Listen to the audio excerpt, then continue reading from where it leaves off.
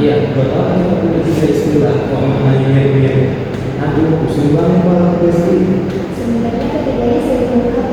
Mereka adalah kita dan mereka menjadi kita sebagai satu sehingga kita berdasar bersatu. Bagus tau, mulai dari paling mendasar aja deh. Oke, kita mulai dari etika. Dalam Islam, etika bisa kita anggap sebagai kerangka berpikir teori atau ilmu yang merumuskan standar baik dan buruk. Mari, itu adalah alat analisis dari pemikiran filosofi manusia. Nah, jadi etika itu proses berpikir ya? Tepat, sementara moral adalah pelaksanaan atau menilai yang berlaku di masyarakat. Moral terikat pada norma sosial. Misalnya di masyarakat, mencuri moralnya buruk. Kalau etika itu pikiran, kalau moral itu peraturan di masyarakat. Lalu akhlak dalam Islam itu apa dong? Apakah itu hanya istilah dalam agama saja? Nah, disinilah bedanya akhlak. Kalau akhlak itu istilahnya, puncaknya. Benar, akhlak adalah segala keadaan yang tertanam dalam jiwa kita. Yang darinya dibuat perbuatan-perbuatan dengan baik dan sempurna. Apapun dipikirkan lagi. Dan yang paling penting, akhlak itu dalam Islam bersumber dari Al-Quran atau Sunnah. Berarti etika itu proses berpikir, moral itu praktek sosialnya, dan akhlak itu karakter yang berdasarkan wahyu ya. Efek akhlak jauh lebih tinggi. Kalau yang kedua bukan hanya karena kesepakatan sosial atau moral, tetapi standar terbuat oleh Allah dan Rasulullah. Coba kita terapkan ke contoh sehari-hari, misalnya nih membuang sampah sembarangan.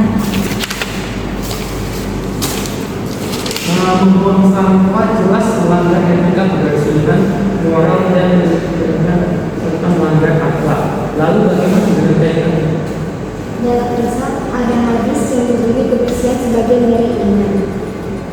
Dan kita diajarkan untuk tidak merusak lingkungan, berlaku, lisan, dan segala hal. Jadi, membuang sampah sembarangan melanggar akhlak, karena itu menunjukkan ketidakpedulian terhadap amanah, lingkungan, dan merugikan orang lain. Coba deh contoh yang lebih umumnya, misalnya menghibah atau membenci orang lain itu gimana? Kalau dari segi etika gibah itu tidak etis karena melanggar prinsip kejujuran dan menjaga privasi. Dari segi moral di banyak budaya gibah itu dianggap buruk. Nah, kalau dari segi akhlak, ghibah itu ditegaskan haram. Al-Quran bahkan mengumpamakannya seperti memakan daging saudara sendiri yang sudah mati. Quran Surah Al-Hujurat ayat 12 ini menunjukkan akhlak memiliki kekuatan hukum dan konsekuensi yang jauh melampaui etika atau moral sosial. Nah, jadi kita bisa saja melakukan sesuatu yang etis menurut akal ataupun moral menurut standar Islam. Tapi belum tentu juga berakal jika bertentangan dengan Al-Quran dan Sunnah. Betul sekali. Akhlak itulah yang membentuk keikhlasan, ketulusan, dan keselarasan antara hati, ucapan, dan perbuatan. Itu adalah karakter seorang muslim.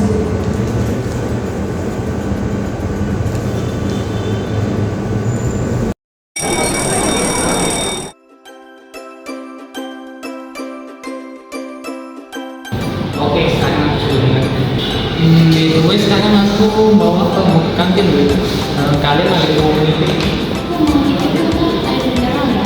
Boleh, silakan.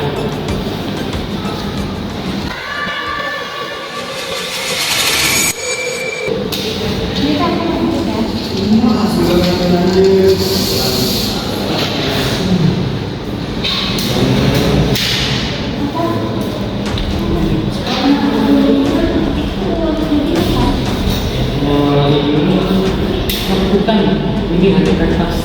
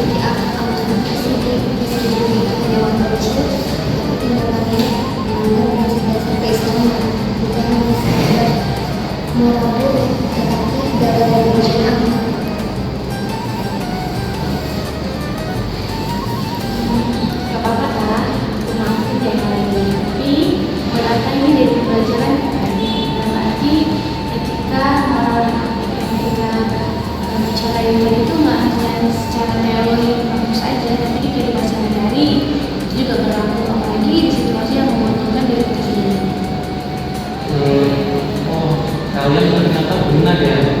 Aku mau nih, ternyata etika, moral, dan akhlak bukan hanya sekedar teori yang membingungkan, tetapi itu merupakan cerminan hati kita. Terima kasih ya teman-teman semua.